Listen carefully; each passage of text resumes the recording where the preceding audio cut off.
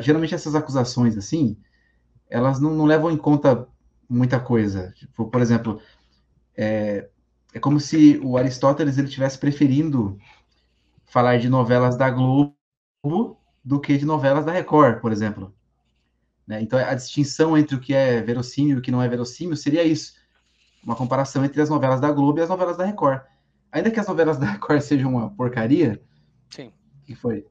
Não, continua. Com a novela da Record, que é uma Não é merda. isso que define, não é se vai ter magia ou se vai ter elementos fantásticos que define Uhum. a verossimilhança. A verossimilhança, ela surge à medida que você convence o seu leitor do cenário que você está construindo, né? World building é isso que faz com que as coisas sejam críveis. E outra coisa, para a literatura ficcional, você sempre tem um elemento óbvio da suspensão de descrença. Então, tem várias coisas que são descritas na poética que ele está levando isso em conta lá.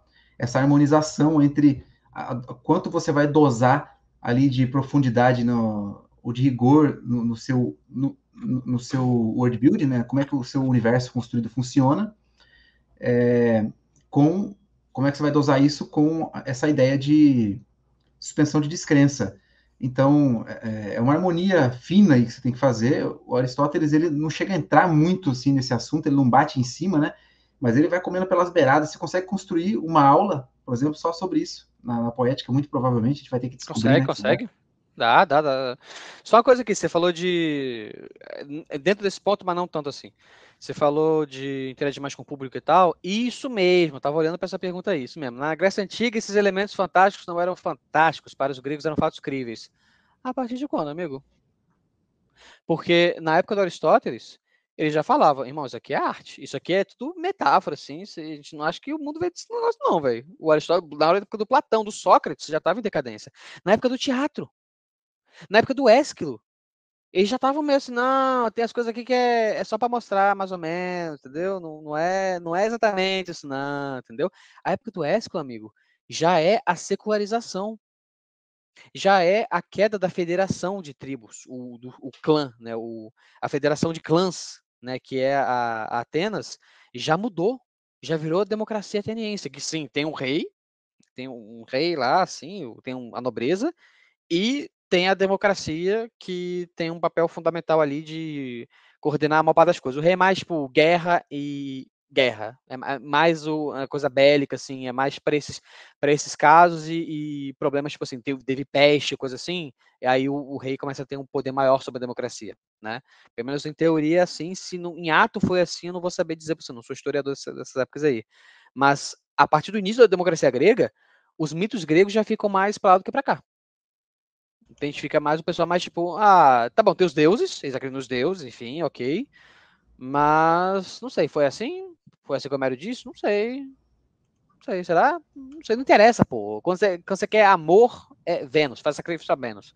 Quando você quer paz na tua família, faz sacrifício pra moça lá. Quando você quer que o seu neném nasça direitinho, faz pra Hera, que é a deusa da vida. E quando você quer vencer na guerra, tu faz sacrifício para Zeus, não, para Ares, desculpa, para Ares ou para Atenas. Os dois são deuses da guerra. E para quando você quer, não sei, que chuva na sua plantação, porque lá faz muito calor, faz calor pra cacete, perto do Equador faz calor infernal, enfim. Quando você quer muita chuva e não sei o que, você faz para Zeus. E quando você quer, o mais importante, quando você quer uma pesca muito boa, para Poseidon, é claro. Faz para Poseidon para poder ter isso. Mas assim, era isso. Entendeu? Virou um negócio meio tipo, ó, preciso disso, o que, que eu faço? Faz um sacrifício para o seu Deus. E aí você consegue o que você quer. Mas, enfim, as origens dos deuses, a maior parte das pessoas não conhecia a lenda inteira do Exildo. Conheciam tanto, mas não conhecia tanto, não sabia tudo, não, enfim. Eu imagino, isso você pode me corrigir, o Lucas, eu imagino que o próprio povo judeu já devia ter algumas desconfianças na época pós Moisética, na época bem depois de Moisés, tipo, o mais próximo que a gente tem da época em que começaria o Primeiro Mosaica. Testamento, mosaica, da época mosaica, na época que eles faziam os mosaicos, enfim. É... na época mais próxima do Primeiro Testamento, eles já deviam ter algum cinismo, eles já deviam, tipo, não, isso aqui não foi exatamente isso, eles deviam ter, imagino. Os gregos tinham. Eles tinham isso aí? Pô, é engraçado, quando a gente começou a ler... O que foi, cara? Eu não lembro agora qual o diálogo de Platão lá que a gente leu. Qual foi o primeiro que a gente leu, você lembra? Alcibiades, né? Alcibiades. Primeiro Alcibiades. Que eu acho que é lá que o Sócrates ele se chama de descendente de Dédalus, É! né? É porque eles achavam que o pessoal que era artesão, uma parada assim, era tudo descendente de Dédalus, né? Que eles são descendentes de Dédalus, coisa assim. É difícil de saber quanto da mitologia grega era realmente levada a sério, Como mitologia né? mesmo, Em assim, que aconteceu. qualquer Que o época que fosse, Dédalus, né? que ele construiu um labirinto tão grande, tão complicado, que nem ele conseguia sair de lá, que os deuses botaram ele ali e falou, cara, não tem como sair. Impossível, nem eu consigo sair. E aí ele, com mel, Sim. cera e penas de pássaro que caíam as penas ali, ele construiu duas asas, dois pares de asa, um para ele, um pro filho dele, e eles voaram para fora do negócio. Enfim, eles deviam falar, não, pera aí, isso aqui é outra coisa, porque isso aqui, a moral da parada é que o Ícaro, ele recebeu a oportunidade, né, de se libertar do seu pai, enfim, mas ele tentou abusar disso. O pai dele falou, ó, não suba, não vá até os céus, nem muito abaixo. Não muito até os céus, porque senão vai queimar tuas asas, nem muito abaixo no mar, porque senão vai umidificar e vai ficar pesado, você vai cair. O que acontece? Ele sobe muito, queima e cai no mar e morre. O que seria a moral disso? Seria justamente, ó, é para escutar os conselhos dos mais velhos, os seus pais principalmente, porque eles têm alguma sabedoria. E aquilo que eles te dão não é para você gastar com prodigalidade. Eles podiam ter usado isso muito bem, cara. Muito bem. Até porque, por exemplo, o Esopo. O Esopo é o cara que criou as fábulas e um cara também que o Lucas não liga para ele, da outra vez ele falou que não liga pro Esopo, porque ele criou as fábulas, criou um gênero literário, caralho. Mas enfim, o Esopo, as fábulas dele eram cheias de animais falantes, enfim, ele criou esta parada. Um mosquito aqui, desgraçado, matei. Matei o mosquito, enfim. Então, eles estão me picando aqui na perna, é um inferno. Mas vamos lá. Assassino. Sou mesmo, enfim. E o Esopo, ele criava essas paradas assim, né? E tinha umas lendas em volta dele, em torno dele. Mas já naquela época a gente falava, as lendas estão no Esopo, isso aqui não é a biografia dele, são as lendas que tem em torno dele, pô. E já é levado mais assim, mais pra lá do que pra cá. E os animais que ele cria ali pra gente, ninguém acha que são animais que falam mesmo. Ele fala, tem uma moral, tem uma historinha pra criança, pô, show de bola, né? É isso aqui. Enfim, próxima pergunta. Tira isso aí da tela. Eu só queria falar mais um negocinho. Que Hum. apesar de a gente não saber quanto que eles criam mesmo essas coisas, e ainda assim ter uma galera assim que insistia em lastrear sua própria ancestralidade nos mitos, né? Ainda assim, você tem alguns comentários de Platão que eu não sei onde é que estão, você pode talvez me falar isso, se você for lembrar, dele falando da mitologia grega como alegorias, né?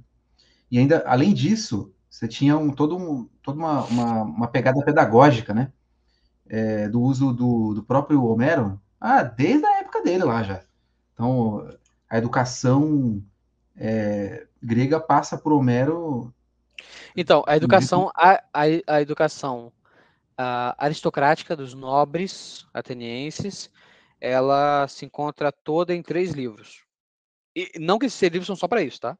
Não é que esses 3 livros sejam só para isso, mas eles eram a base disso. É onde começa e onde se limita, mas não é o meio todo. É onde começa e onde acaba, mas tem um meio ali maior, que é toda a dialogação, as teorizações, enfim, né? Que são Ilíada e Odisseia, textos homéricos, poemas homéricos, né? Poemas atribuídos a Homero, que são sobre os deuses, assim, poemas sobre os deuses, enfim, e sobre alguns sobre os heróis, enfim, né? E a educação para o povão todo, Exildo, que são 3 textos também. Teogonia, Os Trabalhos e os Dias e O Escudo. Esses 3 textos era o povão.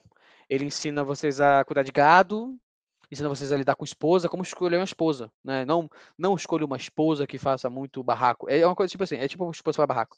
Não escolha uma esposa que faz muito barraco, porque ela não só vai trazer vergonha para você no meio público, né, entre os outros homens, mas também dentro da sua casa. E as suas crianças vão crescer com esse exemplo, né, de um pai fraco que frente a uma esposa histérica, doida, tudo bem que a palavra não é histérica, mas histérica, maluca, e vai acontecer coisas ruins contigo. Não é nem que os deuses vão fazer, os homens vão fazer coisas ruins contigo. E em alguns casos não faça isso porque senão os deuses punem. Né? Plante assim, porque senão a deusa da primavera lá, Perséfone não vai te ajudar se for assim. Tem que fazer assim, entendeu? E funcionava. Ele, aliás, Exildo é tido como pelo Hofbard no livro que eu ajudei a revisar, que é uma história do pensamento econômico, enfim, antes do Adam Smith, uma coisa. Ele é tido como, se não o primeiro, um dos primeiros economistas avant la lettre, economistas, assim, tipo, pessoas que falavam sobre economia. Que falavam sobre economia, falavam sobre a maneira de cuidar econômica, enfim, acho que dá para entender. Ele não era um economista autodenominado, não tinha essa disciplina, não era tipo um formado em economia ou algo assim, mas ele falava sobre questões que remetem à economia e que para o Hofbard ele levava em consideração, embora o Hofbard tirando o lado mitológico, o lado de culto, né? Enfim, acho que tá bom. Nem sei mais como é que começou esse tópico, cara. Eu vou para a próxima logo de uma vez, porque eu já nem sei Tira como é que a faz a pergunta do conexão. rapaz, tira a pergunta do rapaz, é só clicar de novo. Isso. Muito obrigado pela pergunta. Muito obrigado, Lisboa. Muito obrigado, Lisboa. Muito obrigado mesmo pela pergunta. Você é escritor, a gente vai fazer uma live com ele, inclusive, nas próximas semanas aí. Ele é escritor?